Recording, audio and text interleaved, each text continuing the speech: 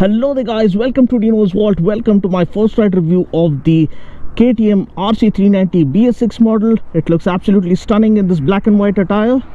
So first, let me give you guys a quick overview of what the BS6 model has on offer, and then we'll go ahead with my ride reaction.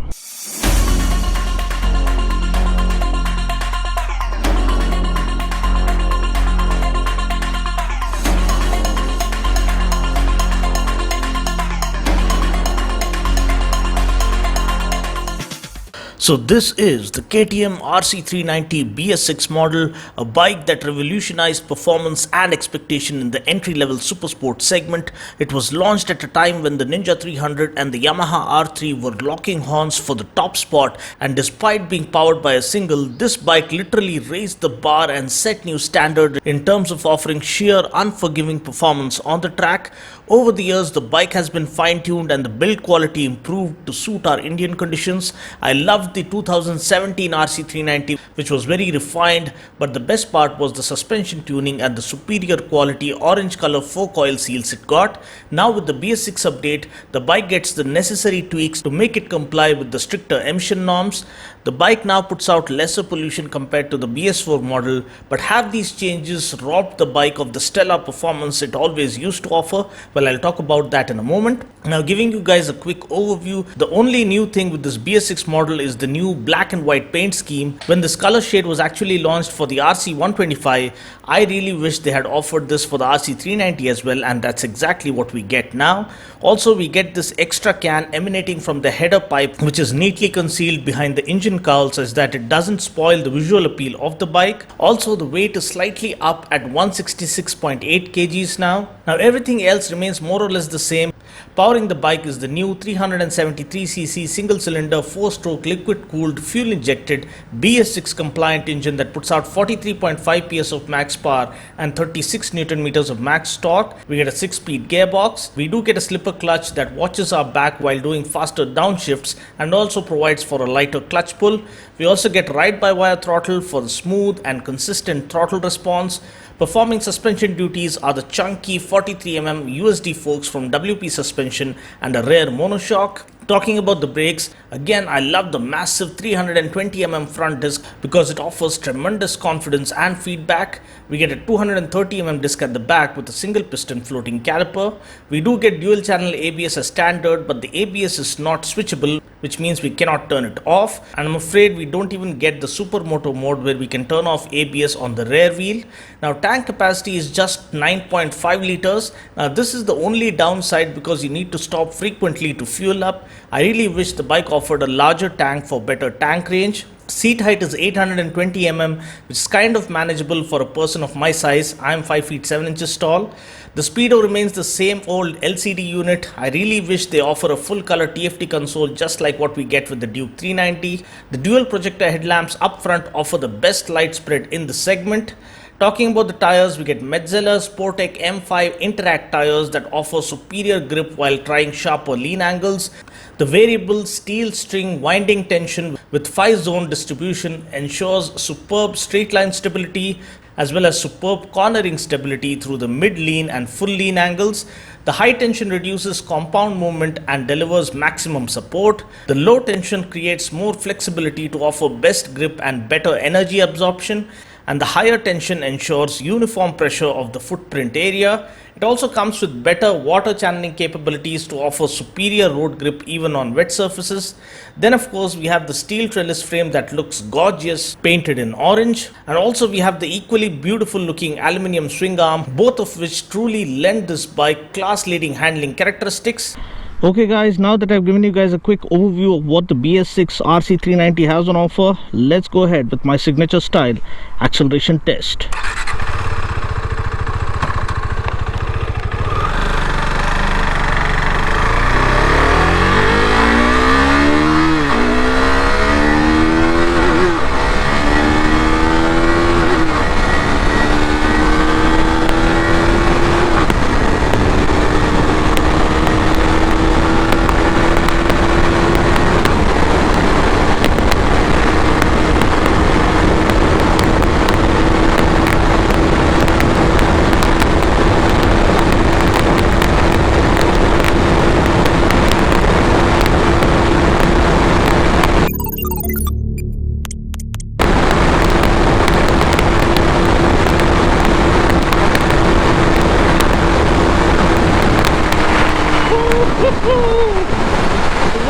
bike. What an amazing bike. It is still the same old brute, just more fine-tuned to comply with the BS6 norms. It absolutely flies in the higher RPMs once it gets a hang of it. I mean, once it knows that it needs to go fast. Now, I've always been a fan of the RC390 right from its inception, because it was absolutely brutal and unforgiving with its acceleration. It was scarily fast. It was so fast that it would scare the wits out of you or scare the daylights out of you, especially the BS3 model. It was completely unrestricted, and then of course to comply with some of the norms and to make it safe for all the rookie riders out there, they had to curtail the power slightly. It still puts out 43.5 PS of max power on paper, but it's the way the power is delivered that's been scaled down slightly to make it less intimidating and less aggressive, and to make it less scarier for the rookie riders who might be laying their hands on the bike, because it's slightly more affordable. Now, with the BS6 update, of course, it is slightly fine-tuned. I can relate this engine tuning to the 2017 model, where it was fine-tuned to the max. So the refinement is decent enough. You kind of still feel a buzz. It's not buttery smooth like the Duke 250, but it is kind of the Duke 390 kind of state of tune, because it's the same engine. You do feel those vibes, but those vibes vanish once you take the bike to the higher RPMs. This is a bike that's meant to be ridden like a missile. I mean, it begs to be blasted the hell out of it. It's kind of a rev me harder kind of a machine. The more you rev it, the more it feels at ease. Now, the riding ergonomics, yes, typically that of super sport, and it's slightly more forward biased, low set clip-on handlebars. The seat is very comfortable with the enhanced padding. It gets kind of dual padding setup, so it feels slightly better than the first gen models, which used to give you a butt ache after a ride. But these are track spec motorcycles, supposed to be lightweight and rigid. That's what makes a proper track weapon, and that's what defines KTM. Like, they are obsessed with racing and racing technology, and they try to instill every bit of racing DNA into their machines. Now, the adjustable levers do help, but one gripe that I have is, having given the quick shifter on the 390, they should have given it on the RC, because this one deserves it more. But mind you, the quick shifter plus that's available on the Duke 390 is not a proper quick shifter. You can call it clutchless upshifts and clutchless downshifts, because you can't shift up with a wide open throttle.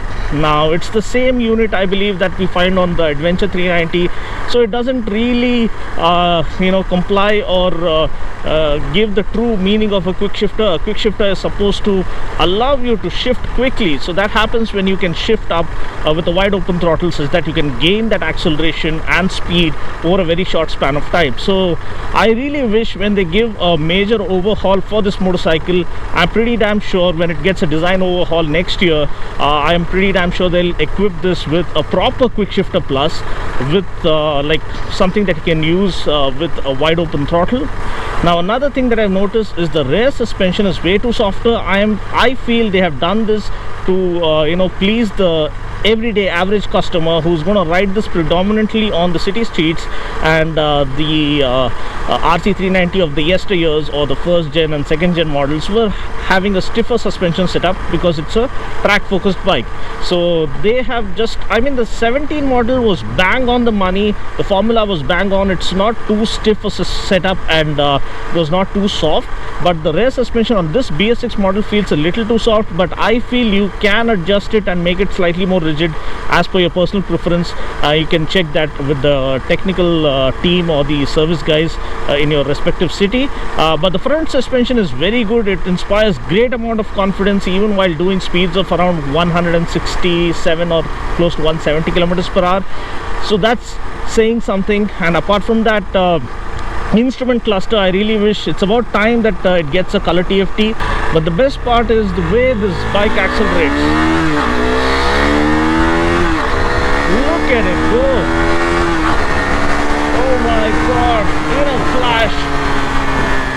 I feel totally confident, totally comfortable doing this all day long, and that's what defines this as a performance benchmark in this price bracket and in this segment. I mean, there's nothing, even after so many years of being around and so many new models being launched, nothing comes close to matching the benchmark, because the bar is set so high by KTM, and it's not easy to match that, let alone overtaking that. So overall, I feel it's a great motorcycle.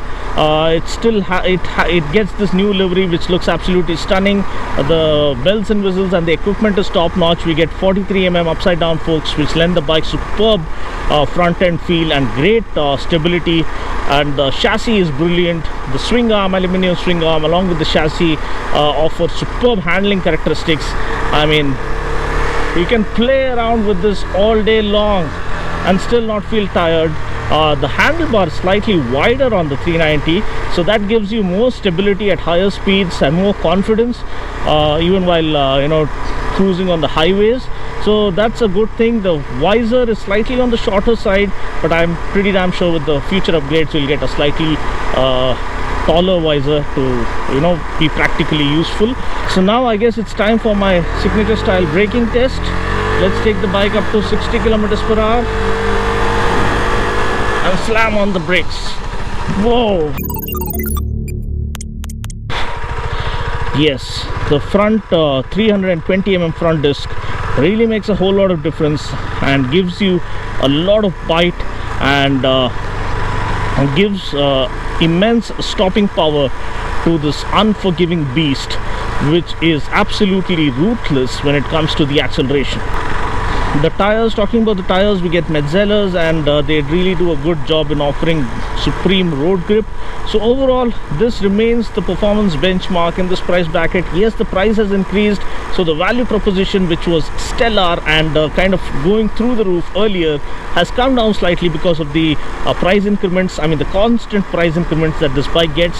The refinement is kind of okay-ish. It's not too buttery refined. The BS6 update acceleration, the initial acceleration is slightly down. Later on the RPM range is where the actual fun begins.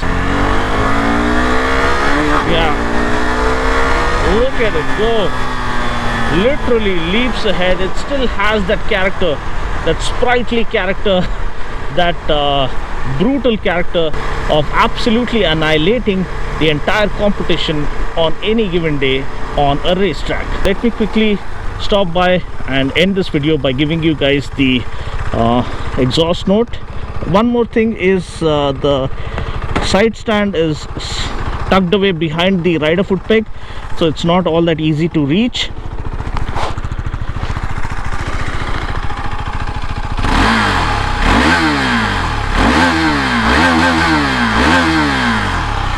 So that's pretty much it. I'll catch you guys in the next video. Until then, take care, God bless, and ride safe.